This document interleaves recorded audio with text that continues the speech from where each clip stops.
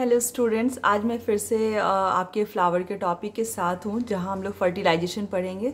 Last class में मैंने बताया था कि गैमेट का फॉर्मेशन कैसे होता है। ठीक है, गैमेट का आपको पता चल गया कि गैमेट चाहे वो पॉलन ग्रेन हो या ओव्यूल हो, उसके क्रोमोसोम नंबर क्या होंगे, हाफ होंगे बाकी सेल के कंपैरिजन में। ठीक है, इससे रिलेटेड बहुत सारे क्वेश्चन नीट तक आते रहते हैं। क्वेश्चन कहीं का आपको क्रोमोसोम प्लॉइडी दे देगा, उसके बाद आप निकालते रहो डिफरेंट प्लेसेस के कि क्रोमोसोम नंबर कितना है। ठीक है, खैर वो तो हमारा एक पार्ट हुआ। यहाँ जो अब हम लोग यहाँ डिस्कस करने वाले हैं, व्हाट इज दैट इज कि फर्टिलाइजेशन कैसे होता है। अभी तक आपने पढ़ा पॉलिनेशन होता है, किसी मीडियम से पॉलन ग्रेन स्टिग्मा पे आता है, फिर वो ओव्यूल के साथ फ्यूज करता है। तो अब हम लोग इसको डायग्राम से देखते हैं ना बाबा, क्या इसकी कहानी कैसी है। Now see a very nice diagram.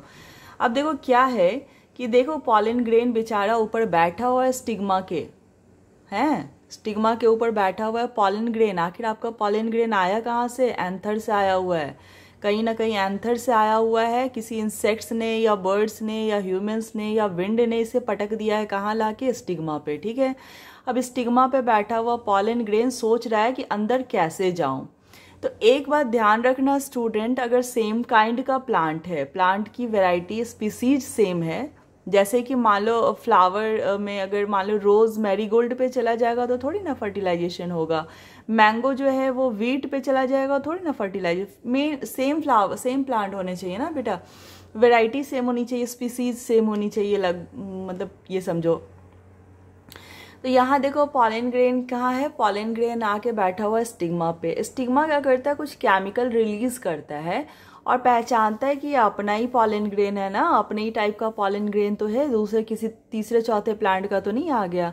तो जैसे एक रिकॉग्निशन होता है, एक रिलेशन डेवलप होता है, जिससे पॉलन ग्रेन जो है वो रिकॉग्निशन के बाद कि ये हमारा ही पॉलन ग्रेन है, पॉलन ग्रेन क्या करता है, अपना ट्यूब बना लेता है। पॉलन ग्रेन नीचे की तरफ पेनिट्रेट करके अपना ट्यूब बनाता है, जिसको पॉलन ट्यूब बोलते हैं। क्या बोलते हैं? पॉलन ट्यूब बोलते हैं। ठीक है, इस प्रोसेस को बोलते हैं पॉलन जर्मिनेशन। जब पॉलन ग्रेन कैपेबल होता है अपना पॉलन ट्यूब बनाने में, इस प्रोसेस को बोलते हैं पॉलन जर्मिनेशन। और पॉलन ट्यूब में दो न्यूक्लियस आ जाते हैं पॉलन ग्रेन के। क्या आ जाते हैं? दो न्यूक्लियस आ जाते हैं। हमें ज़्यादा डिटेल में पढ़ना नहीं है 12th की तरह, उसमें ज़्यादा डिटेल है। एक जनरेटिव न्यूक्लियस है, एक वेजिटेटिव न्यूक्लियस है, but I am not going to discuss with you all class 10th students.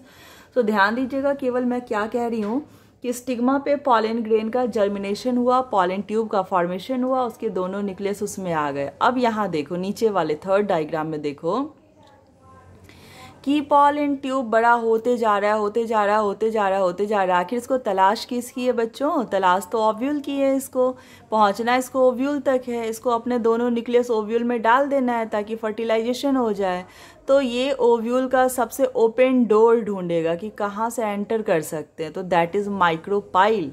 मैंने ओव्यूल के डायग्राम में बताया हुआ है कि दैट इज द माइक्रोपाइल, जो इसका ओपन एंड होता है। तो ये ट्यूब क्या करता है, पॉलन ट्यूब, ये उस वॉल को पेनिट्रेट करके दोनों न्यूक्लियस को एंटर करवा देता है। क्या करवा देता है? एंटर करवा देता है। तो इस प्रोसेस से पॉलन ट्यूब के, पॉलन ग्रेन के न्यूक्लियस इम्ब्रियो सैक के अंदर चले जाते हैं। किसके अंदर चले जाते हैं? इम्ब्रियो सैक के अंदर चले जाते हैं।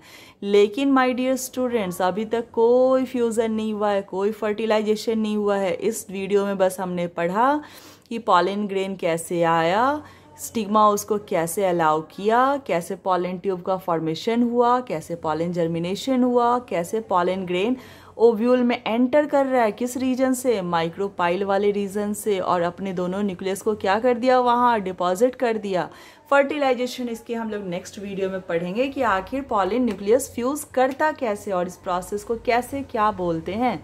तो अभी के लिए इतना ही। अगर आपको समझ में आ गया तो आप मुझे बताओ कि आखिर पॉलन न्यूक्लियस एंटर करके किस न्यूक्लियस के साथ फ्यूज करेगा। अगर किसी को आइडिया है तो वेलकम योर आंसर।